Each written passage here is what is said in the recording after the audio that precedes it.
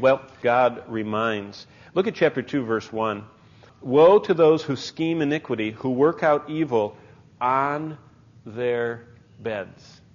You know what this means? Number one, he sees our thoughts.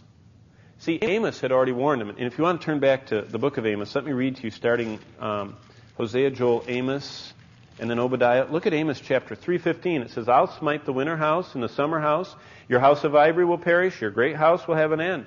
You see, they had places up where they got a cool breeze in the summer. And they had places down in the Jordan Rift in the winter where it was warm. And they had luxurious houses where they had it all done in ivory. These people, while the poor around them had no homes, they had too many. He says, I know what you're thinking.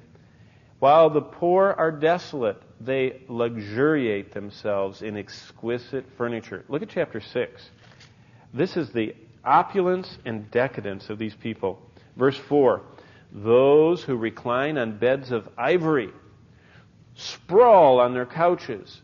They eat lambs from the flock, calves from the midst of the stall, who improvise to the sound of the harp. And like David, they have composed songs for themselves. And then look, the third point, which gets into it there in verse 5 at the end, or verse 6, really is where it shows up. While poverty and hunger stalk the alleys, they feast from lush provisions. Verse 6, you drink wines from bowls. Most people, at least when I've seen them in restaurants, they usually, they have little wine glasses or stemware, or, on the airplanes, they have those little plastic throwaway jobs. But can you imagine a sacrificial bowl that they use? These are big bowls that they put under the lamb's throat when they slit him so they could catch the blood, a big wide basin. These people are going up like this. They've got a bowl like this. And it shows how while poverty and hunger are stalking the alleyways and people are dying, they're drinking out of bowls this big and sharing nothing. God says, I see your thoughts. He sees our state. Did you know it's very similar right now? Did you know? If you haven't been lately, you ought to go down. We took our family to the John 3:16 mission for Thanksgiving. That was quite an eye-opener. It was a blessing. But it's an eye-opener. It's not nice out there right now. A lot of people. 39 men in a little tiny room, not much bigger than this area right here, in their little beds.